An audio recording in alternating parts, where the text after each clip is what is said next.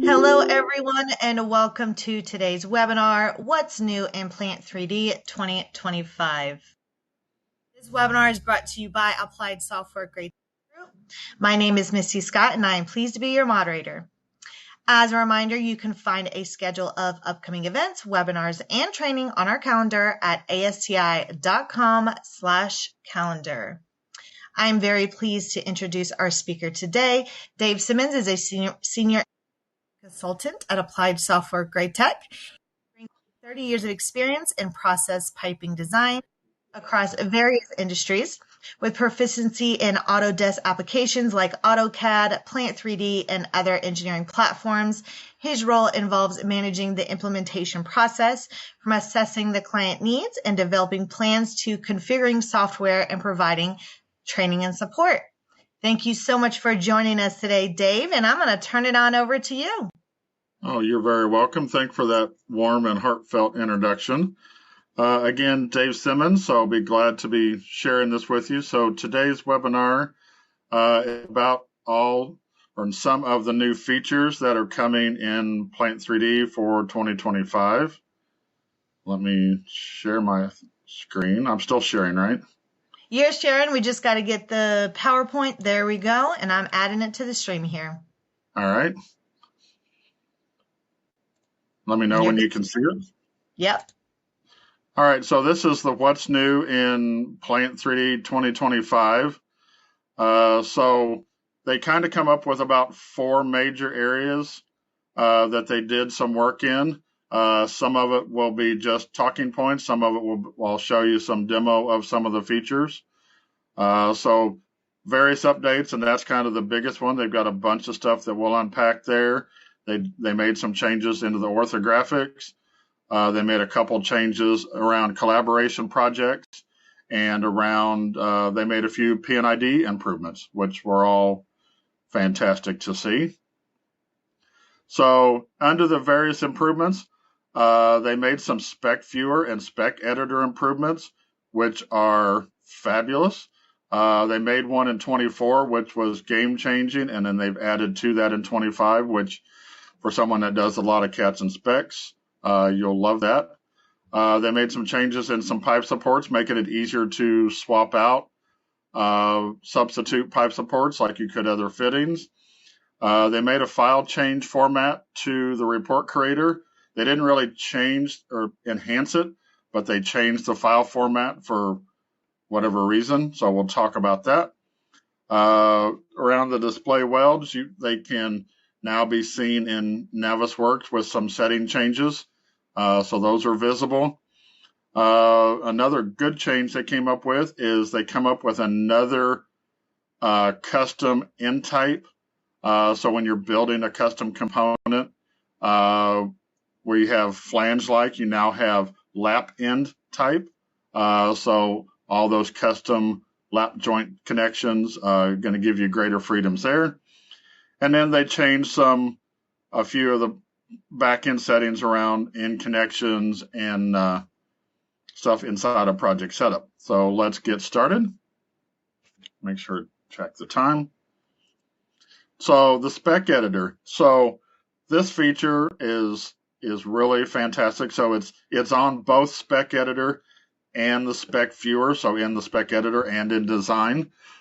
So they added a feature where you can add columns, other data, other class properties to your spec editor for visualization that you never had access to before, without double clicking on the item and open it up and seeing if that data was present coming from the catalog, like manufacturer, like model, like item code. Any of those other items are now visible directly in the spec editor and in the spec viewer. So in 24, they added the availability of having custom properties inside the size record, which is absolutely game changing. Because you could always add a custom property to the family record, but there was never any availability to add a custom property to the individual size record. So they added that in 24. So now in 25, now you can view those custom properties, both family and size, in the spec and the viewer. So I will demonstrate that. So here's a shot of what it looks like in the spec editor, and here's a screenshot of kind of what it looks like in the viewer. So I will switch over to Plant and show that. So here's the spec editor. So, and I've already got, so I'll switch over to catalog. So I went through and I added a couple custom properties. I just called it family 1 and family 2 because we're in the family side of the record, and I just threw some characters in there to have something. But then under the size record, I added a couple here too. I think this was the one, where was I at? So I added some size 2, so size 1, size 2. These are custom, and these could be any of these could be material codes. These could be vendor numbers. If you've got 2 different material trackings for like 2 different internals, you could have 2 different material codes for each individual size. Outside of the out-of-the-box item code, which was the only option that you had before. So that's in the catalog. So you build those properties, and then in the spec editor, so now we can scroll down to where the valves and stuff are at, and we can turn those on. You see family 1, family 2. I can turn those on, and you see they're populated. So this is great because you could never have access to those before without actually double clicking on the record and scrolling over and finding it and looking through all the various sizes. So here's family 1, family 2, size 1, size 2. So this is the only place you could normally view those prior to 25. Now you can see them in the spec itself. So allows you to validate your spec that much quicker to make sure that you've got all the properties entered correctly for your components. In design, it even takes it to an even better level. So in design, if you've got the spec viewer opened up, this, the typical spec viewer, you can turn on whatever properties you want, which you didn't have access to before, facing, end type, end code, pressures, or the custom ones that we were talking about. Family 1, family 2, size 1, size 2. So we come down to where our valves were at. Valves, where's my valves? Here we go.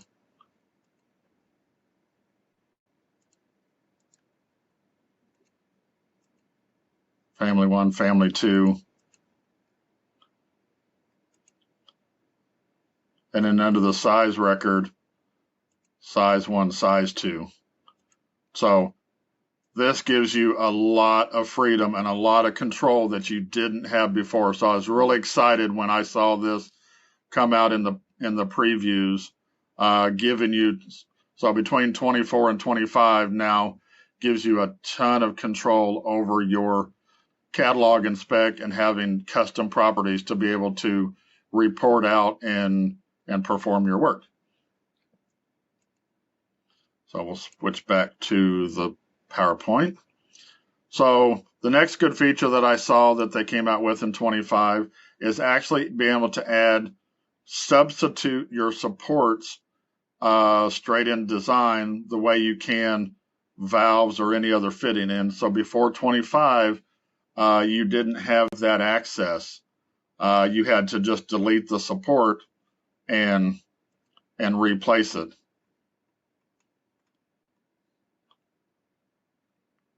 So we can throw a support on a pipe here.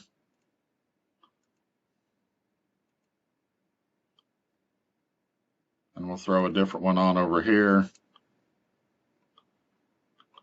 So now with the support, you can drop down the very familiar substitution palette and pick from any support that's available in your catalog and spec, or create a custom one on the fly through normal Plant 3D operations. But you don't have to delete it. You don't lose your tag. You don't lose your information. But I could change from this bolted hanger to a clamp hanger to a roller without losing any of my data.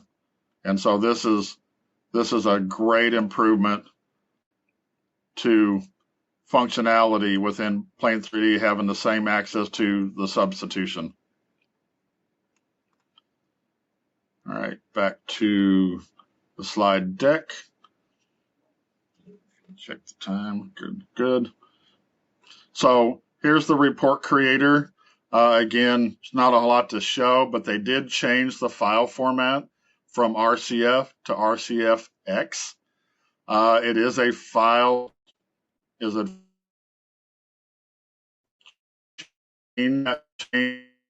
so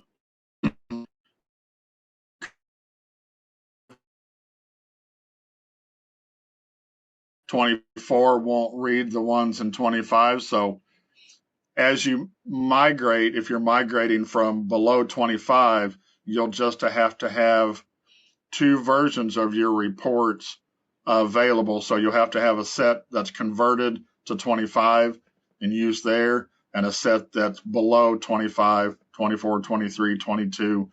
Those will all work the same. And there's just a conversion process, just a point click, it'll convert it over, and then it's a 25 only. Display welds, now you can display them in Navisworks.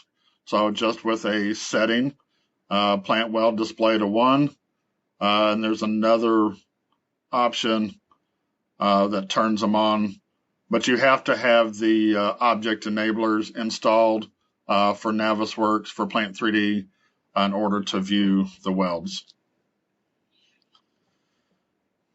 So lap end type. So formerly you didn't have, this was all you had when you created a component, a cutback type, a flange-like, or a wafer-like. This was in 24 and prior. Now in 25, you have a lap-like. So gives you more freedom to create various lap joint type connections without having to jump through or do some workarounds to get those to work. So this was a good improvement here. So P&ID drawing settings, this was two things. So they renamed end connections from 23 to 24. They changed it from end connections to display settings. But the feature that they provided that was great is a check mark where you can turn off. So any attribute that is empty, if you've ever struggled with the question marks or the periods that it puts in, if you've got an attribute class property that's empty, this will allow you to turn those off. So if they're empty, they won't be displayed. So this was a change between 24.1 and 24 to 24.1 added this feature, and then 24.1 to 25, they just truncated the text to make it a little bit simpler. But being able to turn off empty data sets and not have to fight the periods or the question marks is a good thing. So that was the various ones. So under orthographics, they did a few things around the ortho creation dialog box. They are allowing architecture objects to come into orthos, better inheritance of the 3D model layer scheme, even for embedded blocks. In embedded blocks that you have, the layers inside them will come through to the ortho.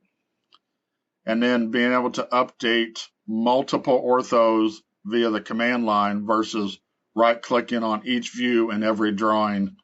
So So the first one is good. So the ortho generation box, typically once it starts, you're stuck while it does its thing. But now you can minimize it and get it out of your way, and you can continue to do work without that being an annoying right in front of you. You can also cancel it. So if you had something and you had to stop the process because you had another task to do and you didn't want it chewing up laptop resources, you can actually cancel the process where you didn't have that option before. Architectural objects. So now you can, objects can be brought into orthographics, walls, doors, windows, hatches and walls, architectural structure members. There's just a new system variable for that. It's called Plant Ortho AEC to model. And so you just have to make sure that's turned on to be able to see and manipulate architectural objects in the orthos. And then inheritance of the 3D models or the layers that are in the 3D model. So now you can have a direct match between what's in the model and what's on the ortho, layer for layer, color for color. So this was good to have here. So not a lot to show, but it's a great feature to dig into. This one's good, a great time savings. So updating multiple views via the command line. So now you can update all the views on a drawing at one time versus having to do them one at a time. So if you just got one view on a drawing, not a big deal. But if you've got multiple enlarged views, section cuts, elevation views, be able to do that via script. Open the drawing, run the script, open a drawing, run the script would save tons of time. Let the computer earn its keep and let it where you can update them in batch. So this is going to be a huge time savings for people that are doing a lot of orthographics and need to update them quickly and unattended.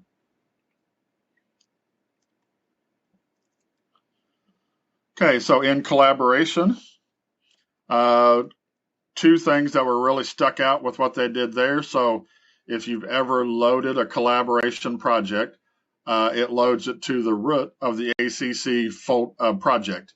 And then if you want it somewhere else, once it's loaded, then you pick up the folder and you move it to the subfolder which you want it to reside in. Now, with 25, you can load it directly to the subfolder without having to wait. You just load it and it's done. You don't have to load it and then move it.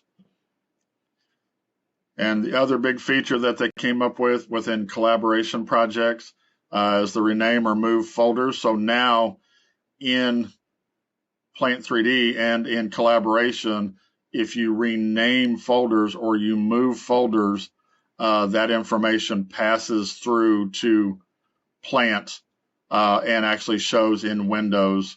So no more of losing your sync, or you can do more now in ACC because it's got more ties directly to Plant 3D in that aspect where it didn't have before. You had to do all of those changes through the Plant 3D UI, but now they've given you a little bit more freedoms. This is the load directly to the subfolder. You can see here that you can pick. Normally you just had the project, but now you can drill down and find the subfolder of which you want it before you click on upload. So saving time and making sure you get it in the right spot first time. And then this again was the rename the folders. Ensures that folder manipulations made within the collaboration project also reflected in the Autodesk Docs folder structure. So big ticket items there. So So P&ID, and then we're getting close to the end of this. So a couple P&ID enhancements that they did, and I'll show this one as the P&ID modeler. And then they also upgraded the ISA symbology. So there's some update process to do in project setup. But if you're using ISA, you can update and get to the latest symbology. If you're still using PIP, then this feature won't have a lot of bearing for the projects that you're working on. So let's show the P&ID model enhancer. I think that will work there.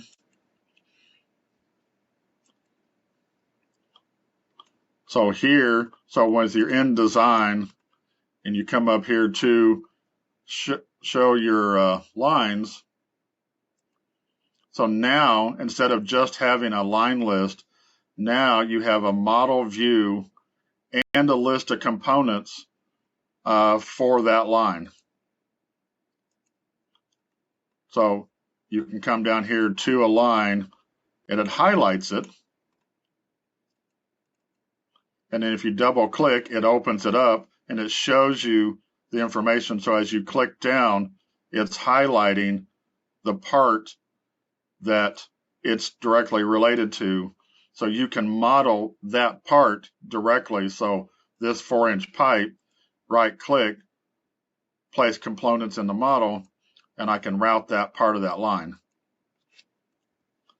I can come to the valve that's right there, right click, place in the model.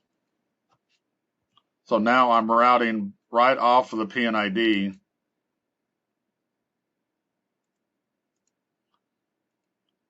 Following right along so I know exactly what one I have. And it's highlighting it so you know.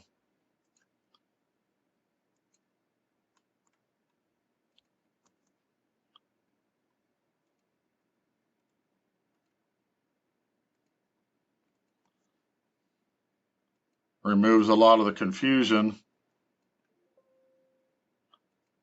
Oh, it's a custom part. Okay.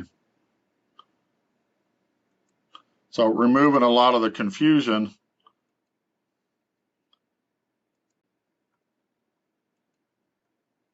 Where's my line at? Following along with your P&ID, so you don't have to go, you don't have to have your paper P&ID open or have another screen with your P&ID open. You have a shot of it right here, and you can just select the part that you want to run and connect into your model. And it's bringing all that data along with it.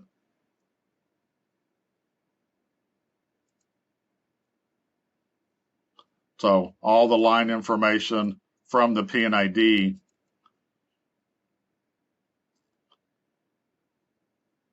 So line number, all that information, valve tag. So I think this was going to be a great improvement. You zoom to selected items, so we'll take you right to it if you've got it modeled.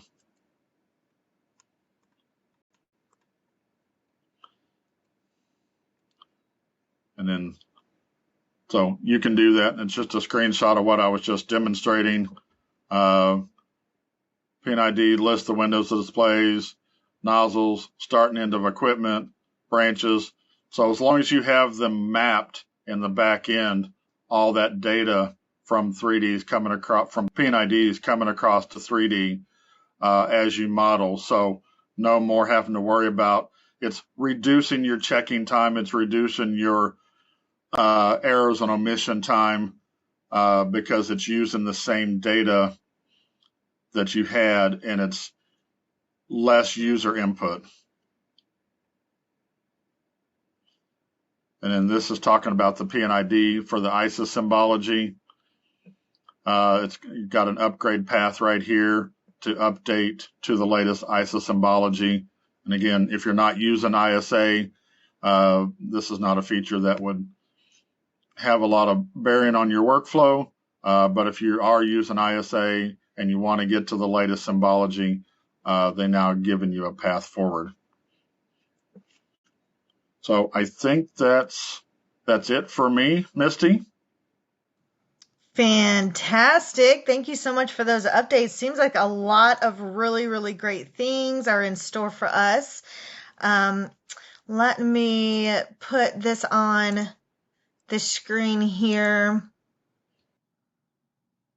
Oh, I'll stop sharing my screen. Yep, we're good. I wanted to put on the screen, we do have a webinar series coming up.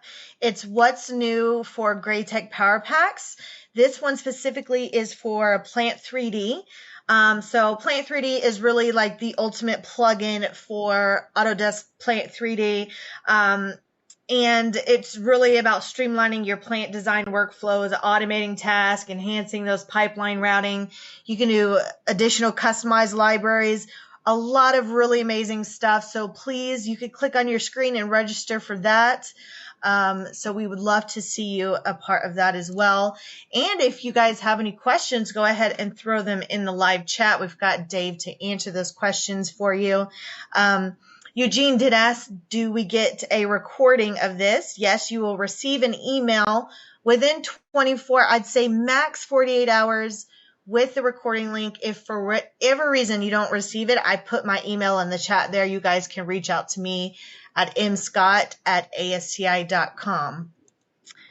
And Dave, if they think of any questions after the webinar, can they just reach out to me, or is there any particular email you want them to reach out to?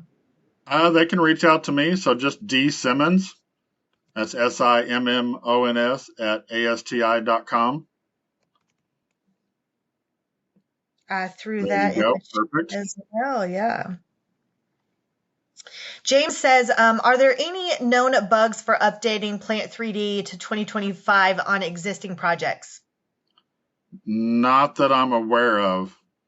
I know there's still a bug in Plant in the catalogs when it comes to actuators from the catalog to the spec, and we have a fix for that. That's inside of our Power Pack, which if you come to the webinar on the 19th, you'll be able to see some of that. We've had it in the Power Pack for a while now, but it fixes that bug. But I don't know of any other bugs specifically if in upgrading from 22, 23, 24 up to 5. So awesome. If they run into any issues like that, bugs, is there a support email that they can reach out to or anything like that? Absolutely. Support@asti.com. All right, I threw that in the chat for you guys. And when you put that in, just be specific. Say Plant 3D 2025, give some details. Just don't say, I'm having a trouble with Plant. Kind of give us some information. I think there's a bug in 25. We upgraded from 24 or 3. And, give us some information. And that will get routed over usually to me anyway. So. Fantastic. All right. Doesn't look like we have any additional. Oh, wait. James says we are still running 2023. Yeah, as far as I know, there's no big loopholes or big changes between 3 and 5 that would cause any issues. But I will take a look, and then if you provide your email to Misty or here or whatever, I can send you what I find out.